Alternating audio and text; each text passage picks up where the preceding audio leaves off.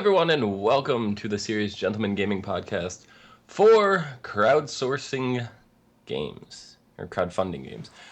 I'm your host, Zista. With me, my co-host, John. Hello. And Mike. Hi. How's it going? It goes well. Good. It goes well. So this week we will be discussing various crowdfunding sites like Kickstarter, Indiegogo, and Gambitious. See, now Gambitious is one I have not used. Right, Gambitious. That one's very different from the others because you actually have to like apply for like you want to fund like you. It's weird. You have to apply for membership there. It's free, but you have to be like, yes, I would like to back some projects, and then they give you but it's specifically for games. It's strictly for games. So. All right then. Whereas Kickstarter is more of a variety of topics. Same with Indiegogo.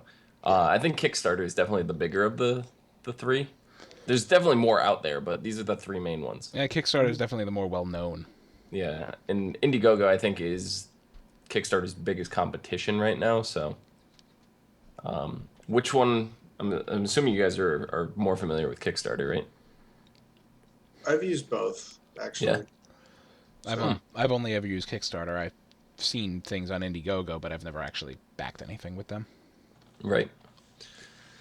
So this is kind of a rough topic here because there's a very big spread on opinion. Like people are very, very left or right wing on this topic of whether or not you should even crowdfund games in the first place.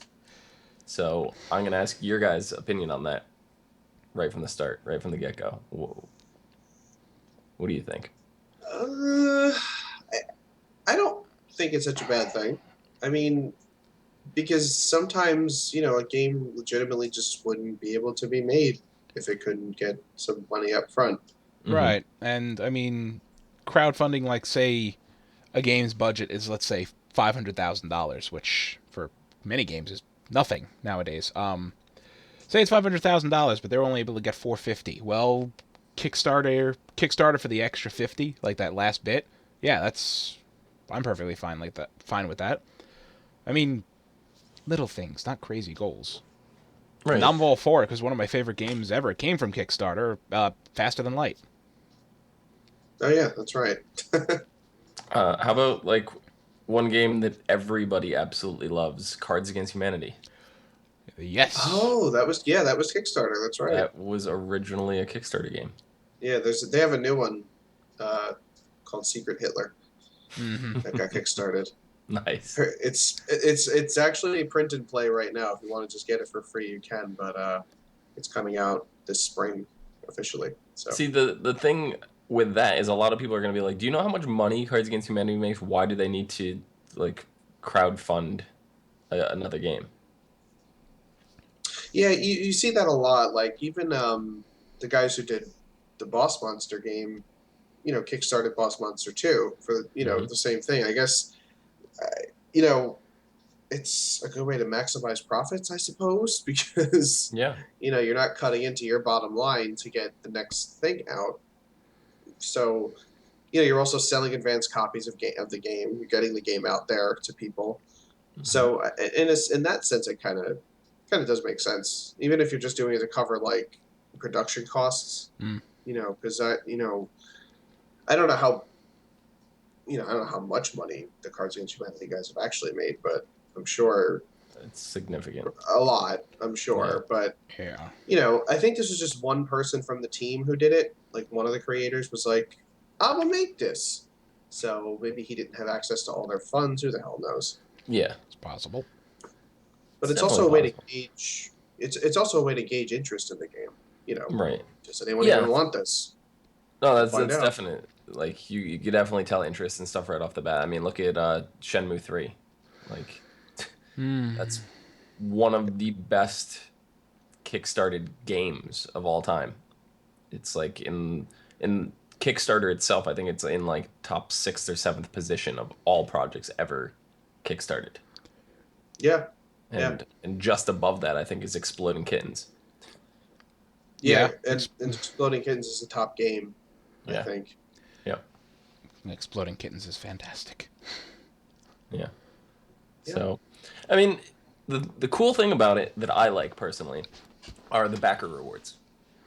I like, for $5 you can get your name credited on the website, or for $20 you can get your name credited in the game box, or in the credits of the game itself, or Mm-hmm. for $75 you could have your name actually hidden in the game somewhere. Like the level of rewards, what they want to do is completely up to the publishers, which is really, really cool. And yeah, there's some publishers go crazy. Like, okay, back for $10, you get something, or the back for $40, you get the copy of the game, you get beta access. Back for $60, you get a T-shirt with all of that. And then they're like, some will do back for $10,000, you get like everything. I know Star Citizen, when they did this, they're like, you get every ship that will ever be put into the game forever. And Yeah, you and get they'll like all these things. You get a model of a ship. You get to come to wherever the hell our studio is and have lunch with the creator of the game, and this whole like huge list of crap. Yeah. that's like the super high. I mean, yeah, that stuff's pretty cool because like, even a game like Darkest Dungeon, I think the highest tier was to design a class, and that class is the Abomination. So like you could actually, if you have 10 grand to blow, you can actually have a hand in the development of the game, which is really cool. Yeah. That's absolutely fantastic. So that's where it differs, because you get a lot of people these days where it's like, oh, I don't want to pre-order a game because I don't like first day DLC, and all that, and everybody's like boycotting like the GameStop. Like, why would I pre-order at GameStop? I could just buy the game the next day. Pre-ordering is only buying into this first day DLC.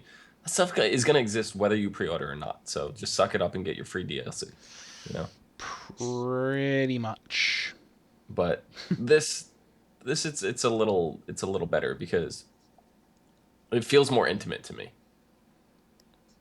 It's like everything Yeah. is promised. Yes, you have to pay more, whatever, but if you have the money to throw around to do that, why the hell not? Yeah. I know a few people. I know of one guy who actually did do the $10,000 thing for Star Citizen. Like, Mhm. he actually did back it, and good on him. I mean, you got the money, you're excited about a project, you want to, you don't mind spending it. That's great. And you're right, it is, I guess, more intimate than just here's some money, make a game. Yeah. Which Yeah, that's a you lot actually of. feel like you contributed to the game itself, and stuff like that. I personally wouldn't donate that much unless it had something to do with actually being part of like the game development itself, like you get a ship in the game named after you, or something like that. If I had if I had a hand in something, or if somewhere my name is going to be plastered on, like you said, the side of a ship or something, or Yeah. whatever. You get to design your own fucking battle cruiser or something like that. I mean, Right. Yeah. that'd be rad. You get to build like the big boy that Dr. Evil flies around in. Oh There you go. God. Yeah. He's holding the burger. Yeah, you could do that, but maybe the McDonald's arches. I don't know. Yeah, it's just, whatever. But a lot of people are always worried is, if you back this and then it doesn't get, then you wasted all your money. But the truth is, if you back it and the project doesn't meet its goal, it didn't charge you. Right. You only get No. charged when the goal is met. Here's a funny story, kids. Sometimes that doesn't matter. Really? Sometimes you still lose your money Well, and you yeah, don't get anything. if the game does get backed, Yeah. there is a possibility that they're not going to come through. Oh yeah. Probably the biggest flop that I came across was a game called Clang, which got $526,000 backed. It was it was a game that focused on sword fighting, and they really, really were hammering it down. Like the video, you search this game Clang, you go and watch like the intro video, and like the guy's sitting down like in a nice chair with a fireplace, everything behind him, and he's sitting in an armchair and he's reading about, the art of fencing and how they never get it right in any games, and all this stuff, and you hear noises in the background, and all of a sudden like swords start poking through the wall behind him, and he realizes it's on a green screen, and like some guy rips through the green screen. He's like, we're in our top secret facility training, and they go and they like show you all these people sword fighting, and like we've been doing this for years and years and years, so we really know what it's like. And the video was amazing. It made me want to back it, and I already know the project failed at this point, and I still wanted to back it. So but watching that, and then they really didn't do much of anything. Like they put the prototype game out there, they released it out on Steam. It just wasn't a lot of fun to play, and they made well on all their backing promises, but the game still never actually saw the light of day. So they walked out with $526,000 and no game to show for it. Bye. Yeah. And that's happened before where, I don't know exactly the name, but there was a developer who raised like 32 grand, just dropped off the planet. Just was gone. And the money's gone. So, there is a risk to this. I mean, I've personally gotten burned in something I've backed. Really? Yeah, this game called Medora. It was supposed to be like a Legend of Zelda-esque game, It top sounds down, like it. Yeah, like a Link to the Past sort of thing. And like a couple of websites I follow were like, yeah, this game looks great. I was like, yeah, it does. It looks like Zelda, and I kind of it's cool, so I backed it. It was like $20 maybe, and it got fully backed. It met some of its stretch goals. And it was like, yeah, we're going, yeah, cool. And then a few months down the line, there was nothing. And then, like, a couple months after that, they were like, yeah, so we ran out of money. So the game... And then I just got, like, maybe 2 weeks ago, I got another update that was like, yeah, so we'll let you know if anything comes up. But we'll try to pay you back, but... Yeah, and yeah, that's my biggest fear, because I backed Star Citizen. I put 50. Actually, it was a $40 back. Both my wife and I did it because it gets you, the game, starter stuff, alpha access, all that bullshit. But my biggest worry is that something like this is going to happen, and it's a long development process. They're doing it all themselves, blah, blah. They're trying to make, the space simulation game. Like, when this comes out, there'll be no need to make any others ever again because it'll have everything in it. It's going to spawn a genre of really terrible ones, though. Oh, yeah. They're trying to combine, if you ever played, like, Wing Commander or Freelance or anything, they're trying to combine that with, like, an economy management with a first-person shooter, and all of this is supposed to, like, seamlessly transition from one to the other, and I'm just sitting here like, good fucking luck. Please pull it off. But I don't know. I'm just, I don't have buyer's remorse yet. Not yet, but I'm just worried, and because they raised like, I'm actually going to look it up, but they raised some crazy amount of money. I think that game was in the millions, I want to say. Oh, no, it's in the tens of millions. Right? Like, that game raised a lot of money. Yeah. I mean, people are really... but there's a beta out, isn't there? They put out what they called Arena Commander, which was their, a dogfighting simulation, and they kept adding their ships to it, single-seater. Now they call it Arena Commander 2.1 they're up to. There's multiple passenger ships in, and like a small simulation of what their persistent universe will be. And, there's like a bunch of random encounters, like go to... track down a space station and find some information. Scan this down. Oh, you're going to get attacked by pirates on the way there. All kinds of stuff like that. And they're still ironing the bugs out, and they're calling it their EVA system, like getting out of a ship and going to another one, and having multiple people get on one ship. And they're just ironing out all the issues with that. I mean, they showed it off. It looks fantastic. Like, if it works, it's going to be great. But I'm trying to find how much... they actually raised for this. It used to be plastered right on their web. So here we are. Yes, I know 902,000 people have backed this. I don't know. If I find it, I'll mention it. But, some crazy amount of money. Well, either way, it was stupidly successful. I mean, I can't see. See this one. I kind of trust. Like it's gonna come out. Like it's gonna be. They were so successful they stopped making stretch goals. They have raised $106,738,240, all crowdfunding. Yeah. So there you go. Yeah, they did crowdfunding every 500,000, and then every million, and then once they got to I think 50 something million, they just. Actually, when they got to 65 million, they're like, okay, no more stretch goals. Fuck this. We can't come up with any more ideas. we literally... we put all these stretch goals in, we've hit them all, and now we're just going to delay the development of this game by years because of all this. We have to stop. Right. We're sorry. We love you. Thank you. But, yes. I mean, see, that game I trust to be good. I trust those guys to make it, at least make it come out. I mean, yeah, the big fear was that they were going to run out of money. Mm-hmm. Because, they're releasing a single player and then the MMO version. For the single player, they've got, they got the guy who plays Sir Davos Seaworth in Game of Thrones for a voiceover. They got Gillian Anderson. They got Gary fucking Oldman to be an admiral. They have, this huge list of A-list celebrities that they have to voice over this game. And I'm just like... how much of the budget is going to voiceovers when it's not going to be in the MMO final? Anyway, yeah, they're going to run out of money. There is another element that just because these games have a Kickstarter backing doesn't mean they're not getting developer backing. Big time. That's what Shenmue did. Shenmue 3, people backed part of it, but Sony put up the rest of the money.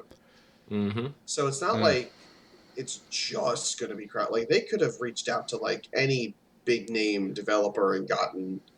Who's developing that, by the way? Because the first two Shenmues were on Dreamcast, and I do not remember the studio. I think Sony directly is taking care of this. They put up the rest of the money. I don't know exactly who's developing it, but it's the original creator of the game. Yeah. All right. Yu Suzuki is still in charge of it. The developer is YSNet. Okay. Which I believe is the same developer that did the other.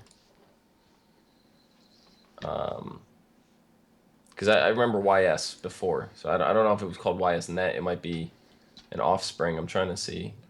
I don't see any information on it. My fear has been quelled. I am. Yeah. No, so Shenmue 3 is the only game that I've ever kickstarted. I've ever crowdfunded at all.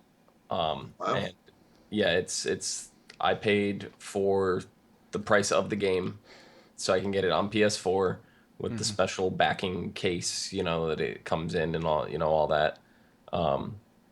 It's the same price as if I was going to buy the game in the store. It's $60 or whatever. So that's the most that I've ever spent, and it's the only game that I've ever backed, and I don't regret it. The game's, I think, due out for a 2017 or 2018 release as it stands right now. In December. I forget which year. I think it's 2018. December is the tentative release, whatever. But I don't regret backing it at all, even if it doesn't come out. But I know that's not going to be the case because it's going to come out. Yeah, if we want to talk about regrets, there is one other thing I backed that I really regret, and that is Planetary Annihilation. Did it annihilate your wallet? No, it really didn't. I only backed for I think $30 or $40, I forget. But at the time, I was really big into Supreme Commander, which was a fantastic RTS. And then Supreme Commander 2 came out, which was good, but it felt like a dumbed down version. And then they're like, from the creators of Supreme Commander and its original Total Annihilation and all that, Planetary Annihilation. Same thing, epic, crazy base building, psychotic economy management, but we're gonna, instead of it being on one map, the map is a planet in a solar system with dozens of other planets and moons and asteroids. And you can, there is now an orbital tier because it was land, sea, air. Now there's orbital, and you can send shit into orbit and go build bases on other planets. And one of the super weapons was put giant thrusters on the moon and crash the moon into the planet. And I'm thinking, struts. yeah, and I'm like looking into all this. I'm like, I played the shit out of Supreme Commander. I love this game. This is the same guys making it. And they made, great intro videos, great idea, all this craziness. I'm like, all right, it was the $40 package. Because I remember you would get a t-shirt with it and all that stuff. I'm like, oh, whatever, I'll do the $40 package. Because you get alpha access and a special commander unit to use. Mm-hmm. And then the game came out. Slowly. And I don't even know if it ever finally, I know it's released now.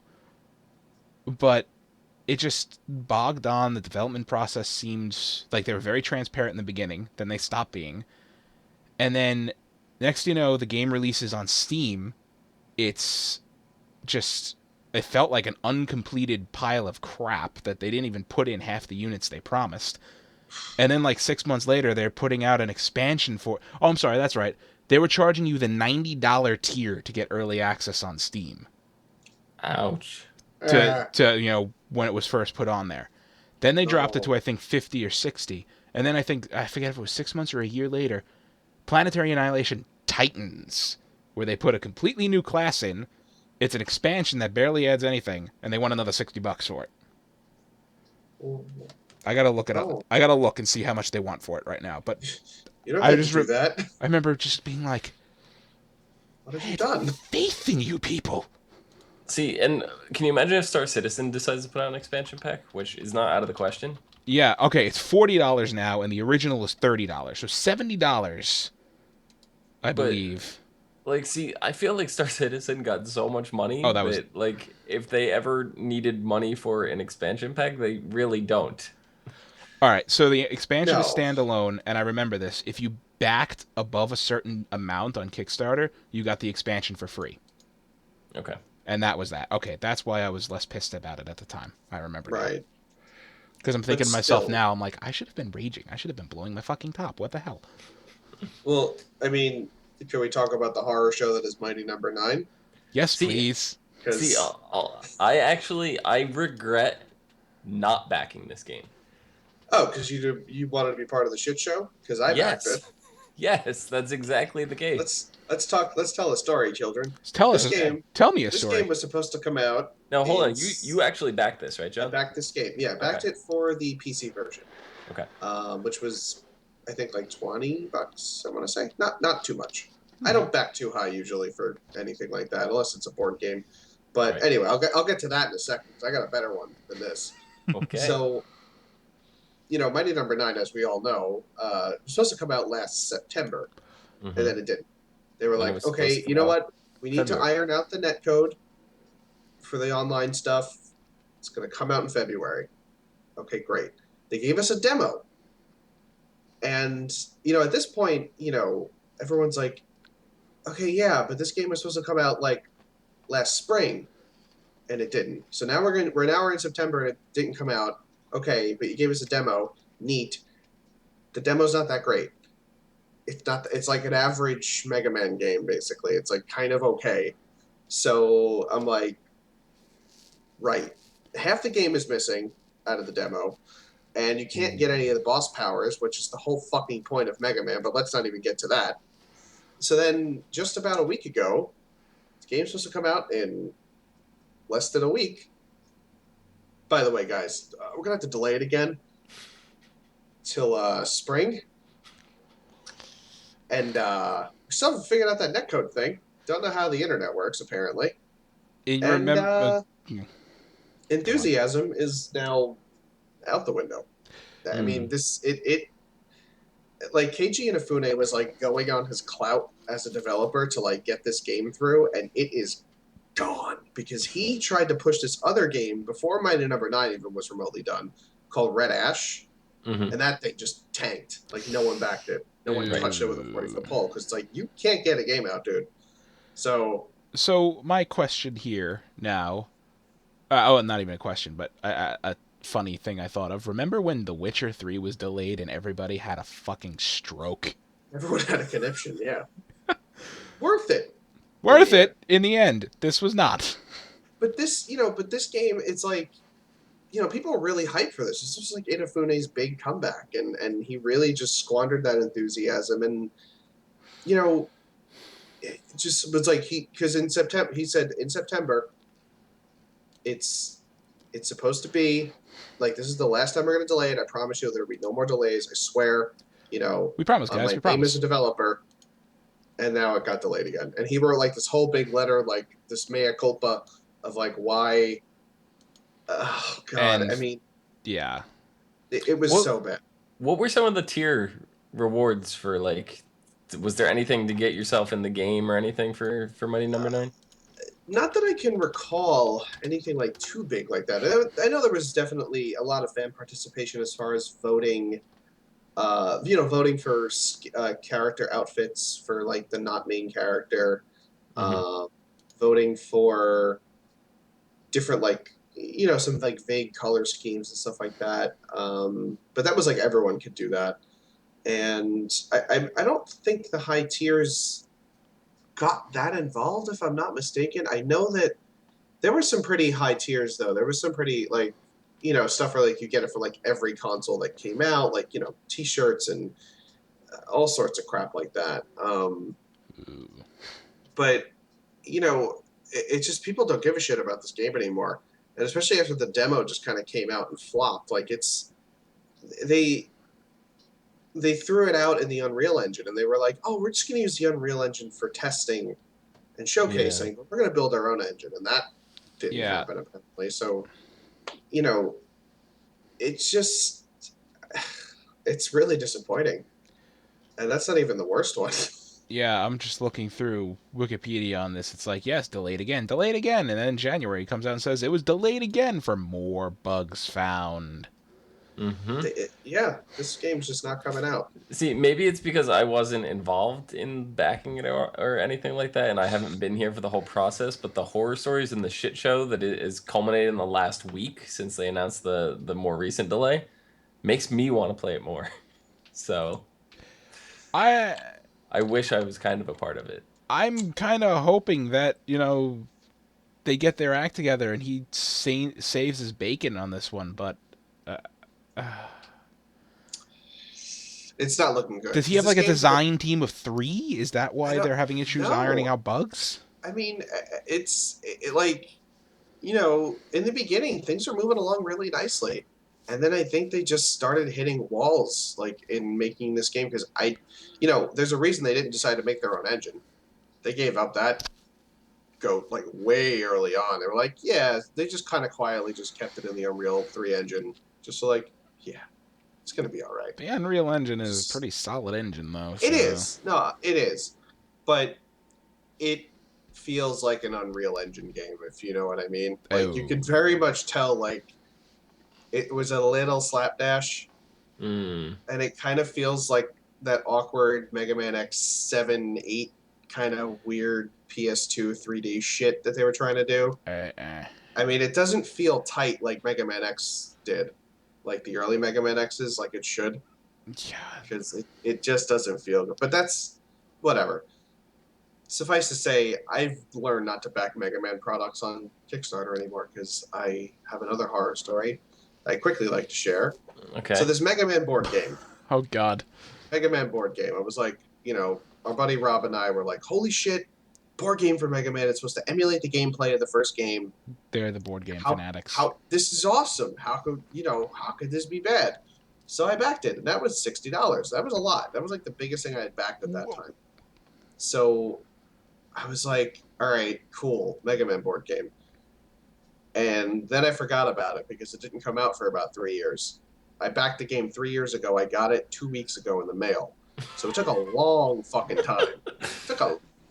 I forgot this game was even a thing. And then I just randomly got an email in November. It's like, it's in printing. Like, wait, what? Oh, shit. Oh, this was a thing? Right. Cool. It would have been out. It would have been better if it just showed up on your doorstep and you're like, the fuck is this? What am I looking at? So, well, the way that works is you actually have to put your info in, your address and all that after you get to a certain point. So, like, after it gets to a certain point in the development, so you'll never just randomly have it show up. Right. I know. And they do that to make sure that you don't, like, move or, something like that. And right. Issues. But I did that, 3 years ago. So the funny thing is that, I mean, literally, I backed this before I started dating Chrissy, so it's been like 3 years. I'm not joking. So, like, it comes and I'm like, all right, cool. The models are amazing. They're all pre-painted. They look wonderful. The original 6 bosses, Dr. Wily and Mega Man, look great. The pieces are really solid. Everything looks great. Great presentation. Oh, Cool. God. So actually, Chrissy's brother, well, Nick's been on the show. We know Nick. What could So Nick possibly, and I Chrissy in got together chat, to what could test it. possibly go wrong? What could possibly go wrong? As it turns out, this game is a fucking horror show. It sucks. It's so bad. It is literally like you might as well just play craps because it's just a dice game. It's just like you're rolling for 6s on every challenge you do. You're rolling for the boss fights take for fucking ever. And the bosses are better than you because they have 3 things that do something on a d6 and you have 1 thing that does something on a d6. And it's just, it literally, like, it doesn't feel like Mega Man anymore because I'm like, Mega Man's not random luck. Mega Man is skill and precision in movement and shooting. This does not emulate that in the slightest. This is just me throwing dice at the ground and hoping that I get the thing I need. And it's a horrible game. I might sell it. I might just give it to somebody and as a curse. Can you at least hold on to it, John? I want to play it. It's sitting right there. I hold on to it until I get a chance to play at least one game with you. Let me show you the box art real quick because it is nice. Okay. Let me tell you. Oh, God, I couldn't. Yeah.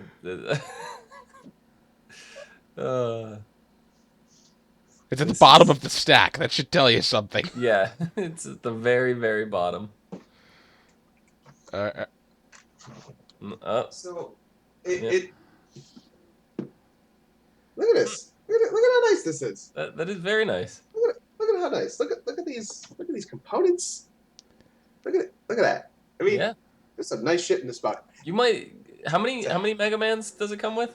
There are 6. You can play this with 6 people. Because it almost looks like you have enough to turn it into a chess set. Maybe I might do it. This is the funny thing. This game says 2 to 6 players, right? You could have up to 8 if you get the expansion. So it says 60 to 90 minute play time. Nick and I play this for two players, 2 people. It took us 2 hours. 2 hours for 2 people who knew the rules. So if you add people, I don't. No, thank you. I got to play it at least once before you get rid of it, John. All right. I'll give you that.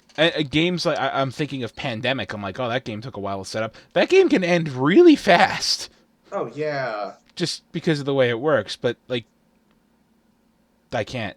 So 2 hours for 2 people. Does that stand to reason that every extra person is going to add an hour of gameplay?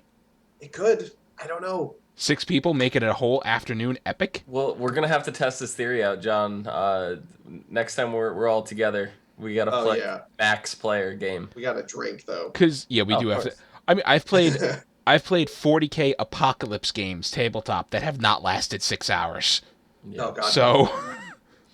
Now, are there any games that were released through Kickstarter that you guys regret not having backed? Faster Than Light. Yeah, Faster Than Light. That is a Shovel big time. Knight. Were there any special Kickstarter bonuses for kickstarting Shovel Knight? Well, you get to vote on which knights they chose for their multiplayer. You got to have if you backed enough, you got your portrait in the Hall of Champions in the game, which you and Nikki will get to. Yeah, there was some cool stuff you could get if you backed it. You got to vote on some of the character designs, which is really cool, which I would have loved to have a hand in, just to see like the early designs for some of the bosses and whatnot. And I think the biggest deal was deciding the expansion nights, because if people didn't vote for fucking Plague Knight, we would not have had Plague of Shadows. So that is true. And then I'm really disappointed that a lot of all the nights. I would have loved to see playthroughs for all the nights. I would love that. Maybe in Shovel Knight too. Who knows? Maybe. Oh, they're making maybe. Yeah, they're definitely. I mean, But like I know I regret not backing like Exploding Kittens. Um, I regret not backing Mighty Number Nine, even though it's a huge shit show. I wish I was part of that. I would have loved to have been part of Cards Against Humanity. yeah, I didn't even know that it was a thing until it was already greenlit, backed, and released. Yeah. And that's when I heard about it. But I would have loved to have backed FTL because when you get to a certain, there was a certain point where they put your name in as an NPC, like as the NPCs, the characters you can get. And at a certain point, you just got, they threw how many people's names in the credits. Like, these are all the people who backed us, and we love you. And yeah, I that mean, would have been really cool. I sunk 84 hours into that game. Okay, if you've ever played FTL or looked at it, it's like it doesn't seem like a game that could be that time consuming, but the replay value is like, how long does a standard game take? If even if you take your time, it takes a half hour, 40 minutes? Half hour, 40 minutes at the most. I think my runs have gone. But the replay value is just utterly insane. Yeah, that's a game I come back to a lot. I was just playing it last week. Like, I was like, fuck it, I want to play some FTL. So I did. Yeah. It's always fun. Yeah, and it's on iPad. Like you could just have that in the car with you. Why'd you tell me that? Because you own an iPad. I mean, it's only $10. I mean, who cares? Kiddo's asleep. I can go steal her iPad. Yeah. Oh no. Yeah, I don't know, because I haven't backed a whole lot because I've always been worried about the if the game goes through or whatever and they don't meet on their promises. But from what I understood from reading through a lot of the Kickstarter rules and stuff is they have to make good on all the rewards that they promised, and if they can't, they are supposed to be able to give you your money back. So Imagine that. yeah. I still haven't gotten my Planetary Annihilation t-shirt. So I don't know the process of it. I don't know if you would actually have to like legally pursue with a lawyer, kind of thing, if you backed, money and they refuse to give it back. But that's why, like, for Shenmue, I backed it. I'm not worried at all because Sony put their reputation on the line by announcing this game at like their big press conference, this big Kickstarter thing. There's no way this game is not going to come out. Like, Sony will put more money in if they have to. This game, there's no way. They can't. They put their name on the line. So, but like by paying the $60 or whatever, Kickstarted it, I guarantee a copy of the game. So now if something happens to the game and it doesn't go into production, I technically can get my money back because they can't promise me a game that's not coming out. Where, some of the other ones are kind of weird. Like if you put $5 in and it's like, oh, your name will be on our website. Well, your name's on their website. And if you backed $5, that's it. Whether the game came out or not, your name's there. But if it's like your name's in the credits of the game, I don't know how that works. Because if the game doesn't come out, can you get your money refunded? And it seems like it. I mean, it's hard because there's no, Kickstarter and this stuff's like still kind of the Wild West. There's not a lot of regulation. Yeah. Involved. I mean, Cards Against Humanity, I think, was the one that paved the way for the rest. I think that was the one that really kind of started it all. It was the first successful game, and they've like mapped out. I know that they went in, mapped out like a timeline of like all their progress or whatever, and like Kickstarter was like highlighting it and making it like a big deal. Like, this is what you could do under Kickstarter, and it got me looking. I'm not on Kickstarter all the time. Like I said, I've only found one game that I've really recently interested in kickstarting, and that was Shenmue. But I go on there at least once a month. I don't go often. Once a month I go on and I start browsing through different games and stuff.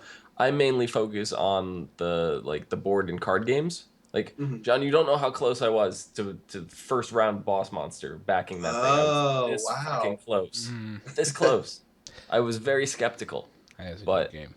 Yeah, I see. The thing is, with me, I don't have a lot of people nearby to do like a lot of like board game nights and stuff like that. So I was like, this is really going to be sitting around. Like, for me, board game nights is playing it with my family, and that's not like a family game where, for the holidays, everybody meets up, drinks. Like, that's more Cards Against Humanity, which is exactly what my family does on the holidays. Boss Monster would definitely not be that. So I passed on it for that reason. But then when you came down last November or October, and we played, I was like, I totally regret not backing this game. Because at some point, I'll have people around to do stuff like that, and it's just like I wish I had done it at the time, because I'm the kind of person that wants like all the exclusive little things, and I want like the Kickstarter cards and that was the cool part. Like that's why I backed some like besides Mega Man, like the other board games I backed have been, or the board/card games have been fine. Like I mean, Exploding Kittens, obviously. And I backed this thing called Epic Card Game. The guys who made Star Realms made it. Mm-hmm. If you guys are familiar with Star Realms, it's kind of like Ascension, but it's one-on-one and you shoot each other down in space. It's cool. But they basically made their version of like Magic the Gathering in a box, basically. And it's like that, that style kind of card game, like a dueling card game, and it's really good. And the other board game I backed is called Millennium Blades. But like the only reason I backed this one after the debacle with this monstrosity, because this is like another $60 game, but the guys Level 99 Games is making it, and they're like a really well-known company. They've made great games before, and like all their Kickstarters have always come through, and this is like their 6th Kickstarter game, I think, and it looked really fun because it's like a game in a game almost, like it's a game about a game. So it's basically a game about people who play collectible card games. So it's like you have to like buy packs and like try to steal rares from people and like build the best deck and get a cool card box for it, and it looked really fun. But I mean, there's other shit like where it's like Ukulele. I mean, how could you not? It's Banjo-Kazooie. I didn't even see that's another one I didn't realize was a Kickstart thing, and I wish I did, because I would have backed the fuck out of that. Yeah. Oh, I mean, like shit like that, or a Bloodstained Ritual of the Night, which is going to be like Iga's Castlevania, because Konami sucks, and they kicked him out. So like Iga's like, fuck it, I'll make my own fucking Castlevania game without you. Like, that I think is going to be okay, because like even Keiji Inafune, I hate to say it, he's made some shitty games.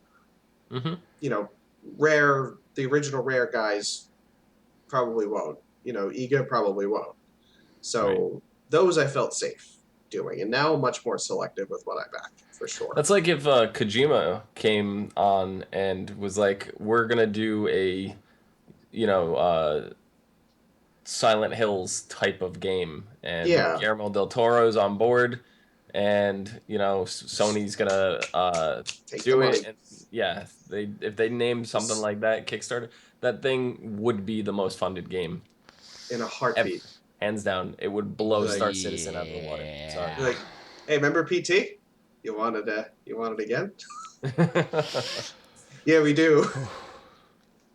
That was just like a bit of gameplay, and that fucked me up.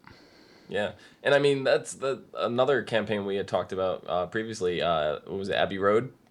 Yes, yeah. That jumped onto Kickstarter shortly after, and that met its goals, and the project's coming along pretty damn well right now. So, yeah. But just because a game or a project gets funded, and doesn't, and you're worried about it like flopping and all that stuff, or not being finished. There's cases where the product has finished and has been a commercial flop, like the Ouya. Oh yeah, that's right. That was Kickstarter, right? Yeah, that got over $8.5 million. Well done. Ooh. Right? So for them, seemed to be pretty good success. And the principle of the Ouya was you can play mobile games on your TV. That sounds great to me. Sounds like the game. It sounds like the Super Game Boy, where you plug the cartridge into your SNES and put the Game Boy cartridge into the top of that. Exactly. But there's a tiny problem with that. After it came out, people really didn't seem to care about it anymore. Because it turns out you mostly want to play phone games on your phone. So you could take it with you. Yeah. And you don't want to spend $100 for a console to just project it onto your TV. By the way, there's something called screen mirroring in most phones with Does smart that? TVs. Yeah, yeah. So You don't even need a smart TV. Just get a fucking Chromecast. yeah, Yeah. See, Like, I save you $70. I could tell you, yeah, the problem with this is there are no televisions on the bus. Or in most people's bathrooms. yeah. No. Well, let's Well, talk about at home play. I said But yeah, most. Yeah. yeah. But it really didn't hit a low until they went bankrupt in last year. I don't know. They went bankrupt last year. Reportedly last June, Razer bought them out, but we haven't heard anything about that since. And it's been about 8 months. So I don't know what's going on. wow. Well, See, I like Razer. I've had 2 Razer products before, and they were the best products. Yeah, I had a mouse and a keyboard, separate times. They were the best mouse and the best keyboard I've ever had.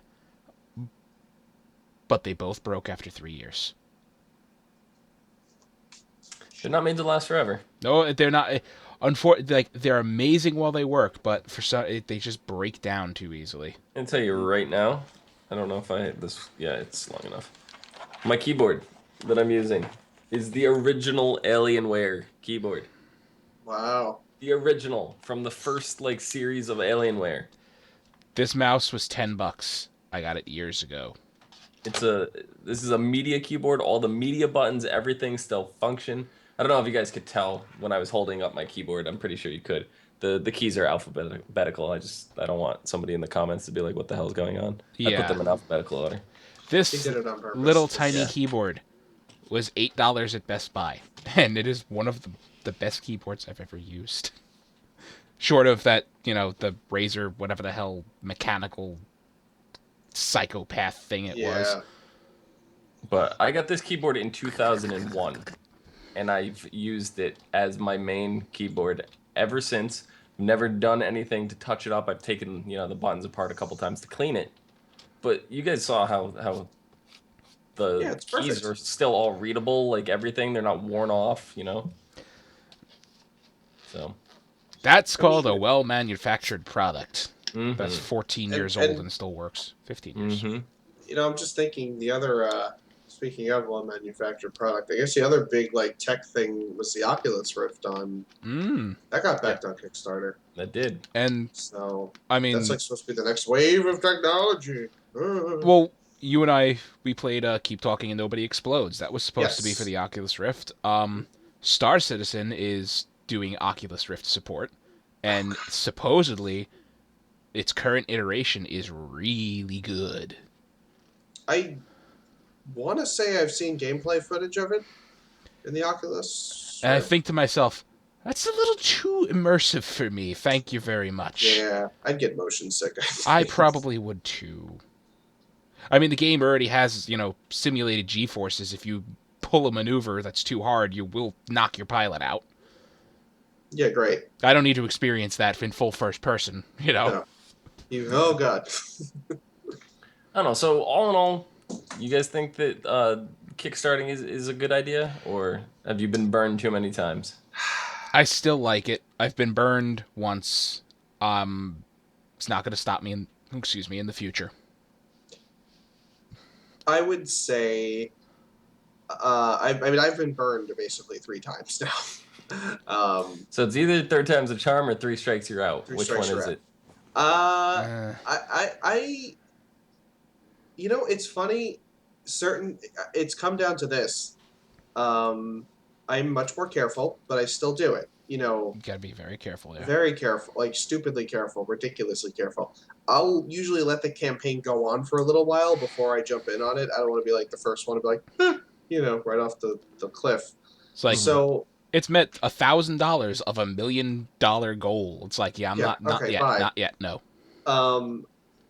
So yeah, I mean, I'm much more selective, but I still do it because the majority of the things I backed, I am either satisfied with what I've gotten or they are going to come out and look great. So it's really a matter of like, if it's a board game, am I getting like promos for it that you can't get anywhere else? All right, you got me. Boss Monster 2, you got my money. So, and it's again, if it's a reliable company that I know has put games out before, that have done Kickstarters before, that have been successful and have Like made Cards well on their Against Humanity. promises, right? Have you That's backed a safe bet. Have you backed the Hitler game? I missed it. It's over already. Oh, You is can it? still Okay. go on the website and like donate that way to get it, but like stuff like that. Like, you know, if the Cards Against Humanity guys, their game's gonna be fine. It's gonna come out. You're gonna be okay. If it's like random, like, hey, we're just here for the first time, don't And even bother. I mean, Exploding Kittens, you know, from the guy who writes the oatmeal, I mean, that website's a quality product in and of itself, so that was And enough trust for me. he wouldn't put his name on something that No, like, exactly. He wouldn't put his name on it and then not deliver, because that's going to kill, it'll kill his life. Yeah, basically. pretty much. So yeah, I mean, it's really just my thing now for everyone who's looking to back something. Do your homework for sure. You know, look these people up a lot. Do your research. Yeah. I think the game that I regret not backing the most is actually a game we didn't talk about at all. And it was a sequel to, you guys remember Seventh Guest? I've heard the name before. No. It's an old school puzzle game, kind of like Myst was back in the day. Really old school kind of game. They had like a spiritual sequel called The 11th Hour, you know, so Seventh Guest, 11th Hour. And this person put a Kickstarter together. They like talked to the original rights holders, all this stuff, and they ended up, it's called The 13th Doll, and they ended up getting 150% over, you know, the 150% of the goal from what they did, and their stretch goal was to get the original actor that was in like the really crappy 1990s video sequences, and he's on board. So like, Wow. I was really surprised because that's a game that's like over, you know, at least 15, 20 years old, you know, by now, and That's so, pretty good. yeah. That's like, impressive. that would be like releasing a Command and Conquer and not getting the guy who played what's his face, Kane. Yeah. Oh yeah. You know, there's all sorts of projects and stuff that we're gonna hear about along the way that we missed. I know like other projects that are not gaming related that have recently been kickstarted is Veronica Mars movie. Yeah. Like that's happening. I backed a movie. 100% I forgot about that. Yeah. What movie? I did back a movie. It was, well, not really a movie, but it was a concert special for Bob Mould from Ooh. Husker Du. It was like to get like the movie put out, like they did like a whole big tribute show to him, and it kind of actually reinvigorated his career. So I'm kind of glad I backed it. So There you go. you know, that was cool. Dave Grohl told me to do it, so I did. I have to say yes to him. Yes. It's a sickness. He has that face. Yeah. So I mean that's about it for me. You guys have anything else you want to toss out there? I'm good. I mean, I guess the biggest thing, if you've watched this whole thing and you're going to take away anything from it, do your homework. Be cautious. I mean, yeah, there's a lot of exciting projects, being kickstarted out there. Don't just go charging headfirst into it willy-nilly like I did with Planetary Annihilation. Don't back Mega Man games. Okay? Just don't. You know what? 2 years from now, I may be saying I regret backing Star Citizen. I don't know. Seriously, Mega Man. Just You don't do it. I'm gonna go on Kickstarter right now and find the first not- Mega Man game I can. It's not meant for it. The first Mega Man-esque game. Yeah. Yeah, I'm gonna kickstart that right now as we speak. So that's about it. That's our show. Yeah. John, where can the people find you? You can find me and my lovely Shovel Knight at No More on Twitter. Mike, where can the people find you? You can find me in this lovely 100-piece jigsaw puzzle of Kylo Ren here on Twitter at Philipdrin. I just reach for the first thing and arms reach. You can find me and my chapstick on Twitch at Me and this bottle of Poland Spring sparkling water. Crisp, refreshing, cool. Free advertisement. Pay me money. What? Your move, Poland Spring. Your turn, Dom. You can find me down below at just XIZTA with an underscore and men degree body deodorant. I don't know. So yeah. Until next week. We have no one to sell out to. Right. Just give us some money, guys. Until next week, we'll be discussing episodic games, like the upcoming Final Fantasy VII, as well as like games like the Telltale series. Ooh. You can find us all on Facebook, Gmail, G+, Twitter, MySpace, YouTube, all that on ASOTV Podcast, as well as on Twitter at Serious Gents. On the YouTube channel, you can find us with podcasts for some of your favorite TV shows, movies, and games. So, till next week. See you guys later. Seriously, Mega Man is cursed. I'm backing one right now. It's cursed. Run!